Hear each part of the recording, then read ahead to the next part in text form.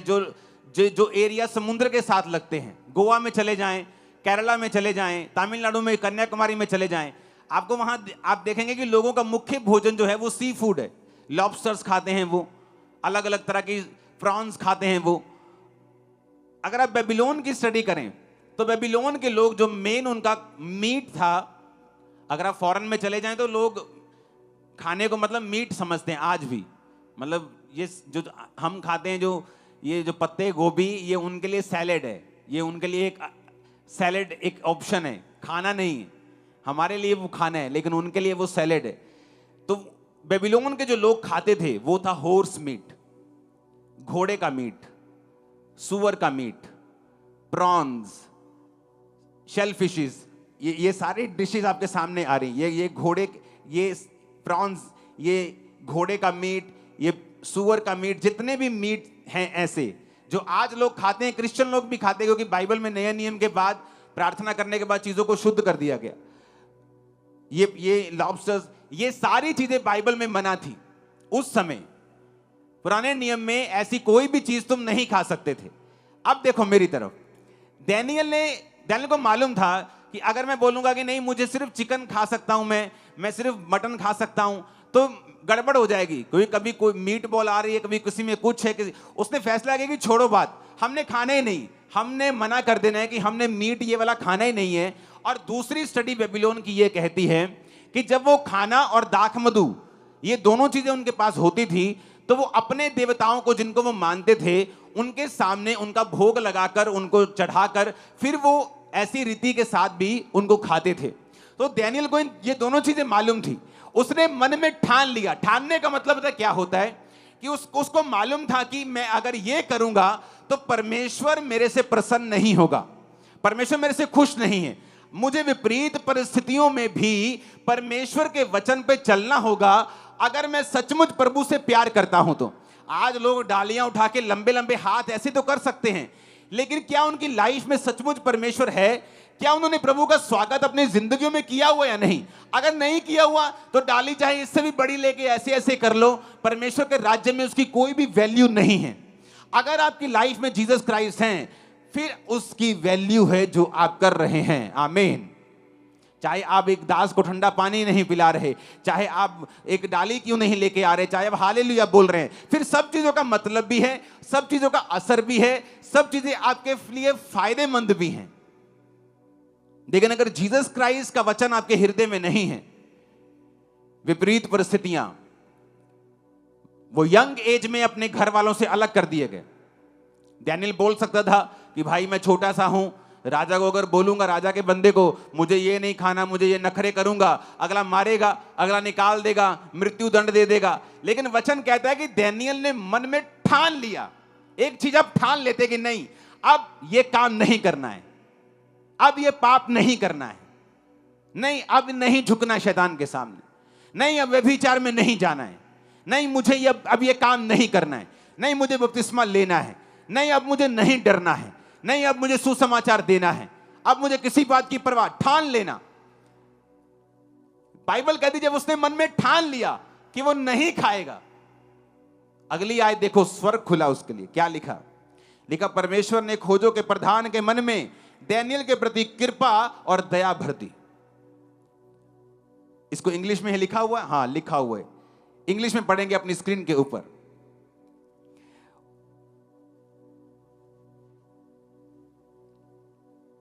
मैं उसको इब्रानी भाषा में पढ़ूंगा। Now God had brought Daniel into favor and tender love with the prince of the eunuchs। यानी परमेश्वर ने कहा, परमेश्वर ने खोजों के प्रधान में दानियल के लिए, हिंदी में लिखा कृपा और दया, लेकिन यह सही वर्ड नहीं है। सही वर्ड है फेवर एंड टेंडर लव। अगर आप लव को इसका मतलब समझेंगे इब्रानी भाषा में, तो इसका मतलब है ऐसा प्यार जो मां अपने गर्भ के जने हुए बच्चे से करती है। एक होता है लव, प्यार, टेंडर लव। इब्रानी भाषा में उसका मतलब है राखाम, जिसका मतलब है कि एक ऐसा प्यार जो गर्भ, जैसे गर्भ के अपने जने हुए बच्चे से मां करती है। ऐसा प्यार किसके दिल में आ गया? खोजों के प्रधान के दिल में। वो उसकी मासी का बेटा तो नहीं था, उसकी भुआ का बेटा तो नहीं था, उसको रिश्वत तो नहीं दी थी, उसके गुरु भाई भी नहीं थे। बोलो जी, सेम प्रभु को मानता है तो हमें प्यार हो गया, एक दूसरे से भाई बन गए हम।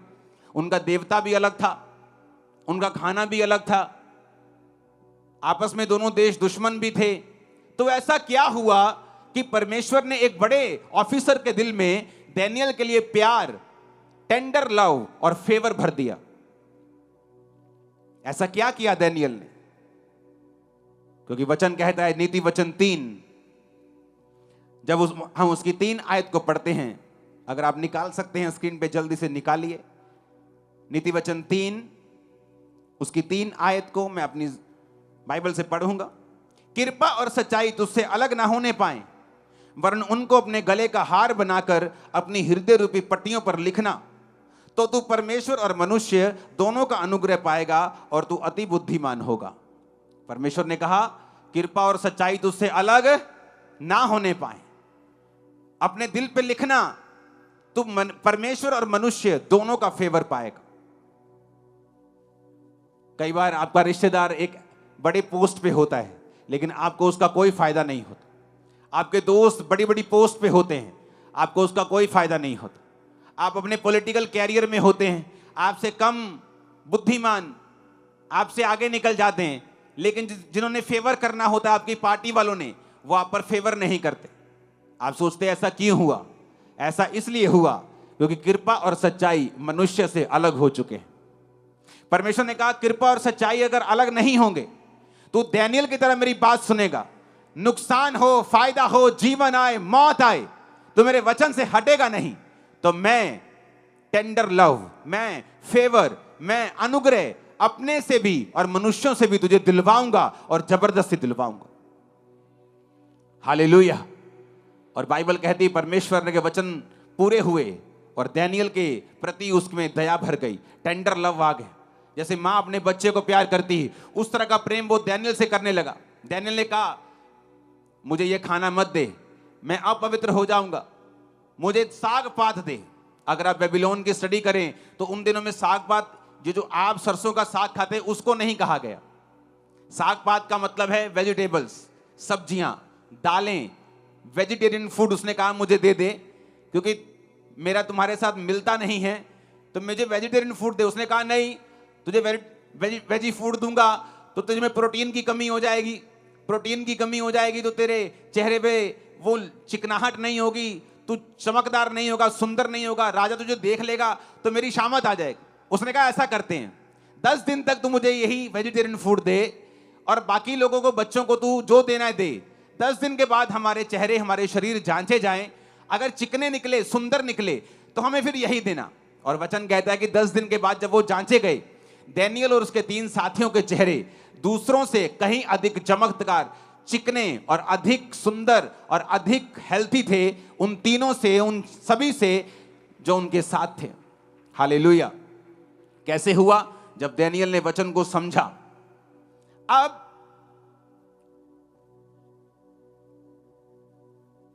16 आयत में लिखा, वो मुखिया फिर उनका भोजन और पीने के लिए ठहराया हुआ दाख मधु छुड़ाकर उनको साग पात देने लगा। बात बन गई। जब मुखिया ने देखा कि ठीक है, वेजिटेरियन फूड से तुम्हारा कुछ भी नुकसान नहीं हुआ, तो बाइबल कहती है वो उनको फिर वेजिटेरियन फूड देने लगा। फिर हुआ क्या? आपको मालूम होगा कि दानियेल के ऊपर मौत की घोषणा हुई थी। किसको मालूम है? कहां हुई थी? ऊंची आवाज में बोलो, कहां? ऊंची बोलो। नो, शेरों की मान से पहले हुई थी। वो बाद में हुई थी। उससे पहले भी उस पर मौत की घोषणा हुई थी। मालूम? बाइबल कहती है एक दिन राजा को सपना आया और उसने कहा सब तांत्रिक, सब पंडित, सब बुला लो। सब आ गए। उसने कहा मेरे सपने का अर्थ बताओ। कहते ठीक है मालिक, सपने का अर्थ बता देंगे, सपना तो बताओ। कहता नहीं, सपना भी नहीं बताऊंगा। वो सारे कहने लगे भाई साहब अगर आप सपना भी नहीं बताओगे तो हम अर्थ कैसे बता देंगे? ये तो कोई देवता ही बता सकता है, हम तो नहीं बता सकते। बाइबल कहती राजा झुंझला गया और राजा ने आज्ञा दी अपने सेनापति को कि इस देश के सारे पंडित तांत्रिक सब नाश कर दिए जाएं।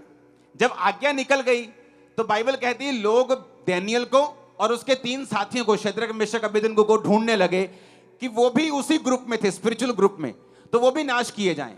ये पहली आज्ञा थी मौत की जो दानियेल के लिए निकली थी। बाइबल कहती है जब अर्योक नाम का सेनापति, जब राजा का कर्मचारी दानियेल के पास उसको पकड़ने के लिए गया तो दानियेल ने बड़ी बुद्धिमानी से पूछा कि यार इतनी काली क्यों की, इतनी जल्दी से आज्ञा क्यों निकाली गई है।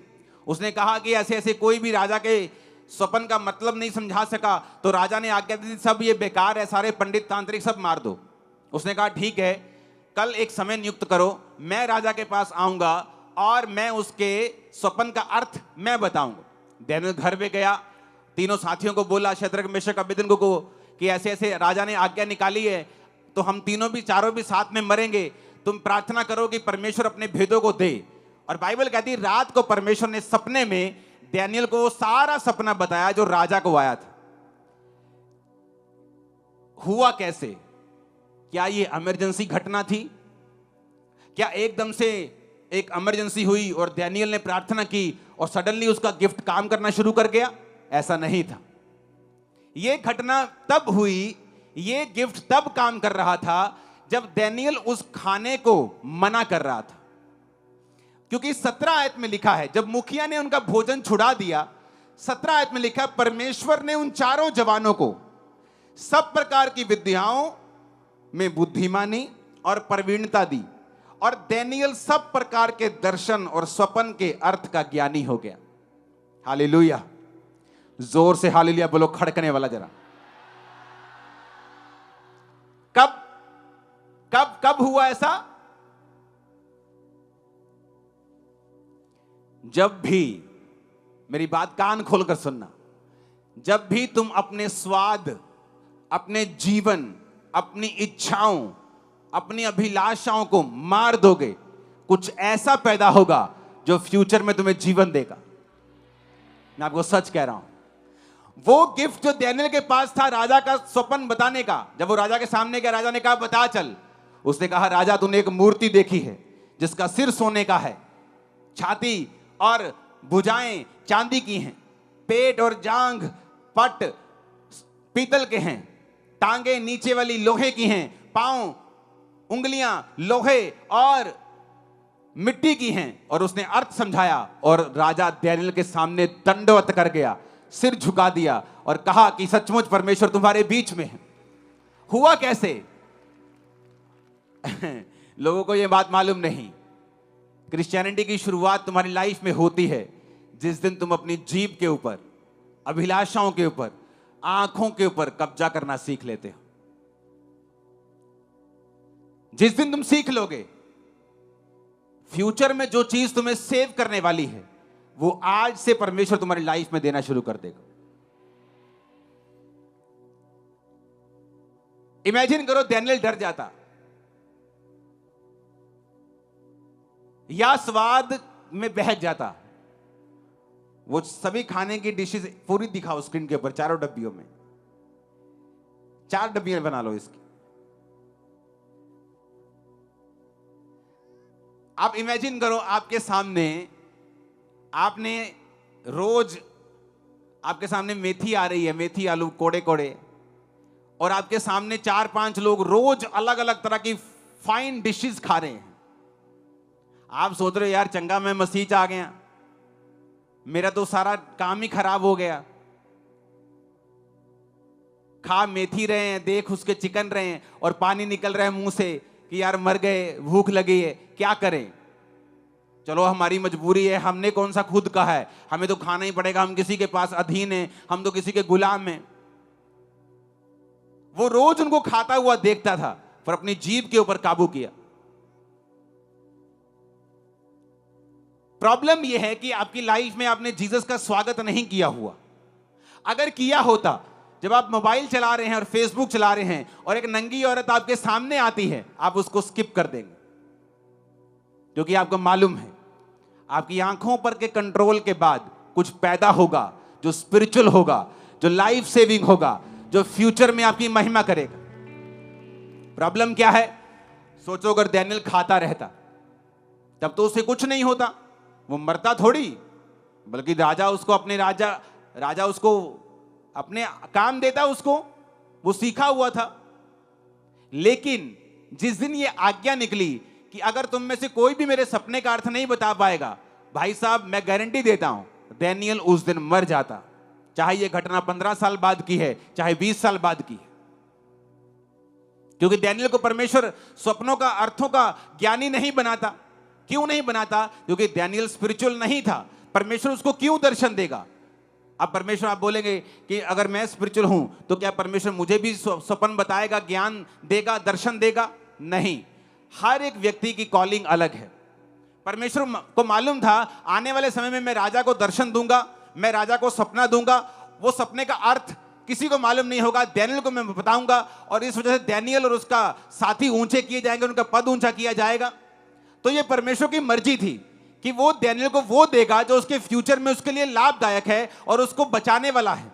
आप अगर परमेश्वर में चलेंगे, दिमाग पर काबू रखेंगे, जीभ पर काबू रखेंगे, डर पर काबू रखेंगे, आंखों पर काबू रखेंगे, परमेश्वर आपको आज वो देगा जो कल आपको सेफ करेगा, ऊंचा करेगा, ग्लोरियस करेगा, इज्जत देगा, महिमा को बढ़ाएगा। आमीन। ऊंचा चाहिए। कितने मेरी बात को समझ रहे हैं? अच्छा, बहुत लोगों को क्या लगता है, एक ग्रुप में 5 लोग हैं, एक सेवा में 100 लोग सेवा कर रहे हैं, 50 व्यभिचार में हैं, 50 पवित्रताई में हैं। जब वो चलते जाते हैं, सबकी प्रमोशन होती है, उसे लगता है ले मैं पाप दे विच हां, एदी भी तनख्वाह 25 हो गई, 30 हो गई, मेरी भी 30 हो गई, ये भी ठीक ठाक है, अपा भी ठीक ठाक है, ये भी बाइक पे आता है, मैं भी बाइक पे आता हूं। लेकिन बात वो नहीं है, तब फर्क नहीं पड़ेगा। लेकिन एक समय आएगा जब फर्क दिखेगा भी, नुकसान भी होगा और फर्क भी दिखेगा, और तब वो इरिवर्सिबल होगा। तुम उसे रिवर्स नहीं कर पाओगे, तब से तौबा करके आगे चल पाओगे, लेकिन वो सब चीजें नहीं कर पाओगे जो आज तुम कर सकते हो अगर तुम प्रभु के वचन पे चले तो। और ये धोखा है, और शैतान देता है, उसे लगता है वो लोगों को सिखा देता है, कोई फर्क नहीं पड़ेगा। क्योंकि डैनियल को तब फर्क नहीं पड़ता, वो खाता पीता, दाख मधु पीता, एंजॉय करता, वाइन पीता अलग अलग तरह की। आज स्कॉच चल रही है, आज दाख मधु चल रहा है, आज रेड वाइन चल रही है, व्हाइट वाइन चल रही है, आज शैंपेन चल रही है, आज खाना चल रहा है, हॉर्स मीट आ रहा है, स्टेक आ रहे हैं, आज प्रॉन्स आ रहे हैं, लॉबस्टर आ रहे हैं, चलने दो। लेकिन कितने साल तक? 10 साल, 15 साल। उसके बाद एक परीक्षा आती जिसमें वो मरता और सदा के लिए चला जाता। जिस तरह बहुत से यहूदी मर गए, उनका नाम कुछ बाइबल में है, कुछ का नहीं है, डैनियल भी उनमें होता, वो उस भीड़ में वो भी शामिल हो जाता, उसका नाम हम जानते भी नहीं। लेकिन उसका नाम आज हम क्यों जानते हैं? उसने फैसला किया, मैं स्वाद के पीछे नहीं जाऊंगा, मैं डरूंगा नहीं, कोई कुछ भी हो जाए, मेरे को मार दें, मेरे को रख लें, मेरे को बंधुआ मजदूर बना लें, मेरे को जेल में डाल दें, मेरे को सख्त मजदूरी का हुक्म दे दें, मैं ये नहीं खाऊंगा। ठान लिया, और परमेश्वर ने उसे निशानी दी कि देख, टेंडर लव, ऐसा लव जो मां बच्चे से करती है, देख खोजों के प्रधान के मन में परमेश्वर ने डाल दिया। जब आप परमेश्वर में चलने की कोशिश करते हो और चलते हैं, आपको निशानियां मिलती हैं, आपको वो मिलता है जो लोगों को नहीं मिल रहा, फेवर मिलता है, लाइफ आसान होती है, पीस आता है, शांति आती, चीजें आसान होनी शुरू होती। जस्ट एक निशानी आपको मिलती है, आपको इनकरेज करने के लिए कि अभी आपको और बढ़ना है और परमेश्वर में चलना है। कितने मेरी बात को समझ रहे हैं? और सोचो अगर आप पाप में हैं और हाथ में डाली पकड़ी है, तो परमेश्वर के लिए तो कॉमेडी है ना। आप नहीं है कॉमेडी, वो कॉमेडी है ना कि स्वर्गदूत हंस रहे होंगे कि अभी जब ये डाली उठाकर घर जाएगा, सबसे पहले ब्लू फिल्म ऑन करेगा। तो वो कॉमेडी है, ये फिर कॉमेडी होगी, क्योंकि रियल स्वागत वही कर रहा है जो वचन पे चल रहा है, दुखों में भी, सुखों में भी, बढ़कर भी, घटकर भी, आगे जाकर भी, पीछे रह के भी, फ्रंट पे आके भी, बैक पे रह के भी। कितने मेरी बात को समझ रहे हैं? आदम जीभ के स्वाद में मरा, वो खाया जो नहीं खाना था। डैनियल भी उसी स्वाद में मरना चाहता, मर सकता था लेकिन नहीं मरा। जीसस को भी शैतान ने उसी स्वाद में मारना चाहा, पत्थरों को बोलिए रोटियां बन जाएं। जीसस ने कहा नहीं, वचन से जिंदा रहेंगे, रोटियों से नहीं। आमीन। क्रिश्चियनिटी में मैं हैरान होता जब काउंसलिंग टीम आपकी रिपोर्ट देती है कि लोग रोजे नहीं रखते हैं, फास्ट ही नहीं रखते हैं, व्रत ही नहीं रखते परमेश्वर में। इमेजिन करो, क्रिश्चियन होके आपने उपवास किया ही नहीं, तो कैसे क्रिश्चियन है आप? मेरे को शुगर है जी, मेरे को बीपी है जी, मेरे को धमकाना है, मेरे को फलाना है, 2 बजे तक रख लो, दवा खानी 2 बजे के बाद खा लो। जब टेस्ट कराने होते फिर तो तुम 5 बजे तक भी भूखे रह लेते हो, जब डॉक्टर बोले तो तुम फास्टिंग भी कर लेते हो, लेकिन परमेश्वर में नहीं रखना चाहते। इसीलिए जब जरूरत होती है तो परमेश्वर नजर नहीं आता। जब डैनियल को जरूरत थी तो इमरजेंसी नहीं थी कि प्रभु मेरे को कुछ नहीं पता, आज मेरे पे जाहिर कर, कुछ जाहिर नहीं होता। लेकिन वचन कहता है उस वरदान में, उस गिफ्ट में वो बढ़ चुका था। उसे मालूम था किस तरह से। मान लो एक व्यक्ति से मैं मिल रहा हूं, वो आया हेलो हेलो की, अगर मुझे ये जानना है कि परमेश्वर इसकी लाइफ में क्या चाहता है, तो आपको मालूम मैं क्या करता हूं? मैं अंदर से प्रेयर शुरू करता हूं कि प्रभु मुझे इसकी लाइफ दिखा, मैं इसकी लाइफ देखना चाहता हूं। अदरवाइज आप 500 बार मेरे आमने सामने जाएंगे, अगर मेरा ध्यान नहीं है तो मैं आपके लिए कुछ नहीं बोलूंगा। लेकिन अगर आप मेरी निगाह में आ गए और मैं आपके लिए प्रेयर कर रहा हूं और मैं आपसे पूछ रहा हूं खुदावंद इसके मुझसे बात कर, तो वो बात करना शुरू करता है। डैनियल उस गिफ्ट में ऑलरेडी था, क्योंकि जैसे ही उसने परमेश्वर की आज्ञाओं को माना, 17 आयत में लिखा है डैनियल सब प्रकार के दर्शन और सपनों के अर्थ का ज्ञानी हो गया। तो परमेश्वर उसको ज्ञानी कर रहा था। अब डैनियल को मालूम था कि अगर मुझे राजा के दिल में जाना है तो किस तरह से जाना है।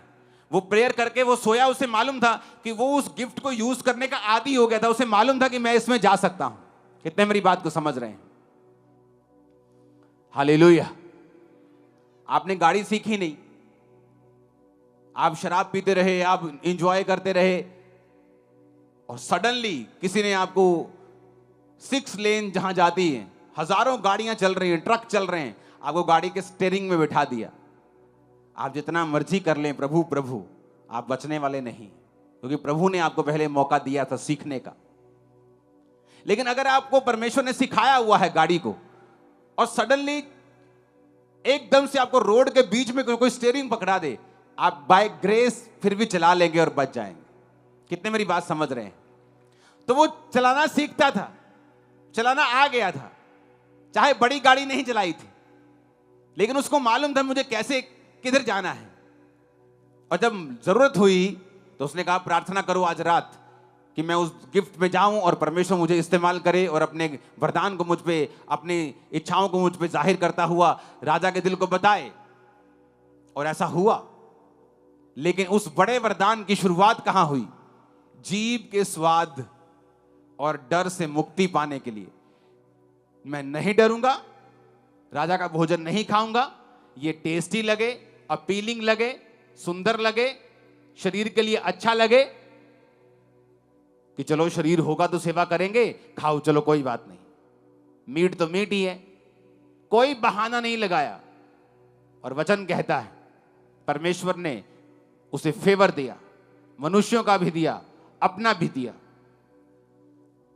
हेवनली सपनों का अर्थ बताने का, स्वर्गीय सपनों का अर्थ बताने का वो ज्ञानी हो गया। और धरती के ऊपर जो उसके आसपास लोग थे, बड़े बड़े ऑफिसर्स थे, वो उसके हक में बोलने लगे। मनुष्यों का भी फेवर आया और परमेश्वर का फेवर भी आया। अगर जीसस क्राइस्ट को अपने दिल में नहीं लिया हुआ तो आज डाली के साथ तो स्वागत कर लिया है, अब अंदर भी कर लो उसका स्वागत। आमीन। नहीं तो फ्यूचर में शैतान डंडा लेके खड़ा है। मैं आपको सच कह रहा हूं, वो नाश वाला डंडा लेके खड़ा है। फिर इमरजेंसी में जब तुम जो रोगे और चिल्लाओगे, कुछ मिलेगा नहीं। प्रभु पे इल्जाम लगाओगे, परमेश्वर के खिलाफ कुड़कुड़ाओगे, कुछ मिलेगा नहीं, क्योंकि उस पर कोई केस नहीं कर सकता। कहां कहां लेके जाओगे? किस कोर्ट में परमेश्वर को लेके जाओगे? बाइबल कहती वो जजों का जज, राजाओं का राजा है। कहां घड़ीसोगे उसको? कहीं नहीं। वो चाहे तुम्हें घड़ीस सकता है, तुम नहीं कर सकते। तो बेटर यह है कि आज से काबू रखें अपनी लाइफ के ऊपर, ताकि परमेश्वर फ्यूचर में हमें सेव करके रखे, बचा के रखे।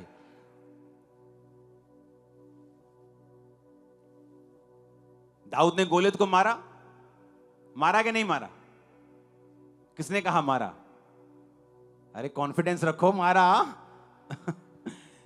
कैसे मारा? गोफन से।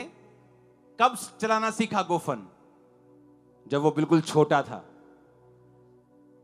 परमेश्वर तब आपकी तैयारी करता है जब आपकी लाइफ में कुछ नहीं है, आपको लगता है परमेश्वर मेरे संग नहीं है, जीवन में संघर्ष चल रहा है, वो तब आपकी तैयारी करता है। और बाइबल कहती है जब वो उस संघर्ष के दिनों में भी प्रभु के साथ वफादार रहा, एक समय आया जब गोलियत को मारना था, तब उसने प्रेयर नहीं की। उसे मालूम था परमेश्वर उसके संग है, क्योंकि वो वरदान परमेश्वर ने पहले से उसकी लाइफ में एस्टेब्लिश किया हुआ था। मेरी बात समझ आ रही कि नहीं? वो वरदान तभी काम नहीं किया कि अब इमरजेंसी, ये सारा जीवन प्रभु को पुकारा नहीं, अब गोलियत सामने है तो बोलो पत्थर लाओ। पत्थर मारता तो गोलियत ऐसे ही करता बस और हंसता उसके ऊपर। लेकिन वो उस गिफ्ट में शाइन कर चुका था। और शाइन कैसे किया? क्योंकि वो जंगल में रहता था। जंगल में रहता तो अकेला था। जब भेड़ बकरियों को चराता था तो शेर भालू आते थे, भेड़िए आते थे, उनको मारने के लिए वो लोग गोफन सीखते थे। तो गोफन गुलेल की तरह नहीं होता। गुलेल गोफन का 1% है। अगर आप गुलेल से किसी को कस के पत्थर मारेंगे तो खून निकाल देंगे, और गोफन का वो 1% भी नहीं है।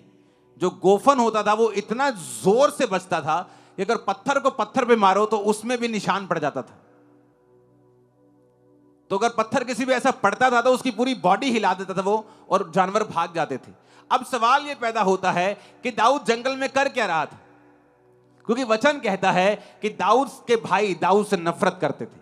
क्यों करते थे? क्योंकि दाऊद धर्मी था, वो उनके पापों का समाचार पिता को देता था, और दूसरे भाई जो थे वो धर्मी नहीं थे, प्रभु के वचन से दूर थे।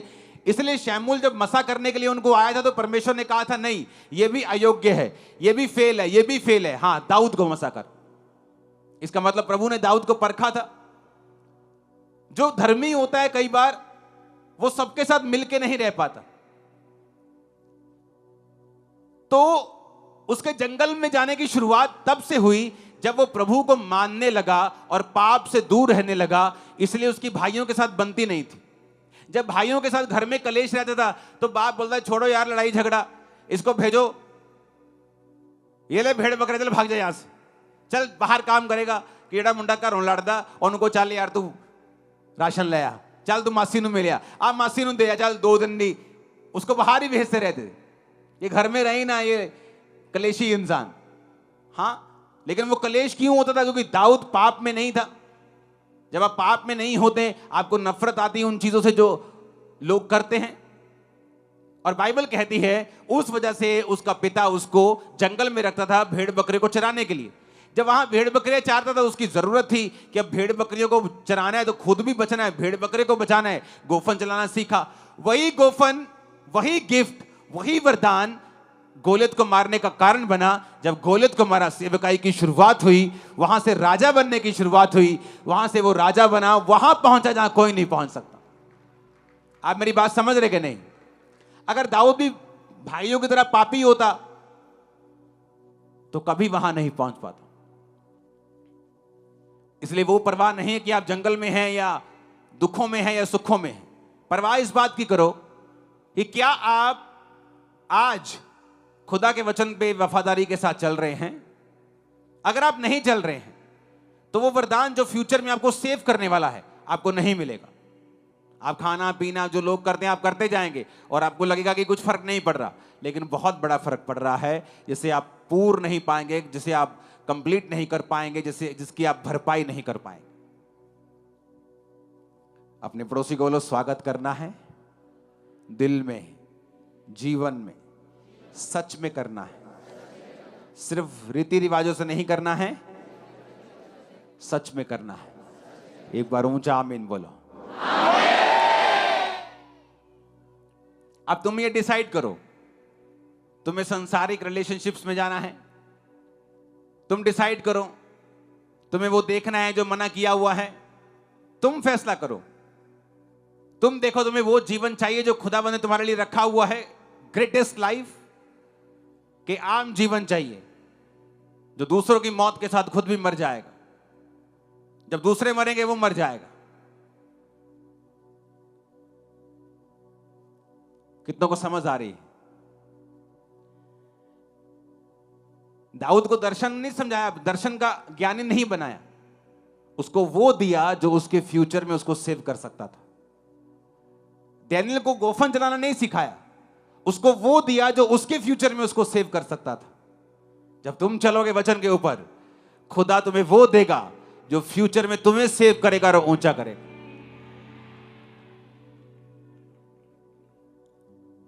जिस दिन ये वचन समझ आ जाएगा, लाइफ सेटल हो जाएगी। अब देख लो, चुगलियां करनी है घर बैठकर वेले टाइम में, कि परमेश्वर के वचन पे चलना है, वचन पढ़ना है। क्योंकि जो सेव करने वाली चीज है वो तुम्हारा स्किल, पढ़ाई, तुम्हारी वाकफियत, पैसा नहीं है। पंडित कितने कितने अमीर थे उस जमाने में बेबीलोन के, तुम सोच भी नहीं सकते। बड़े बड़े महलों वाले थे, समय पर पैसा नहीं बचा सका। राजा के करीबी थे, नहीं बचा सका। उसी वरदान ने बचाया जो डैनियल के अंदर था। और वो कैसे आया मैं आपको बता चुका हूं। जब आप छोटे लेवल पे, स्मॉल लेवल पे पाप को मना करें, जीसस को हां करें, वो आपको वो देगा जो दुनिया नहीं दे सकती। और आमीन ऊंचे वाला चाहिए चर्च।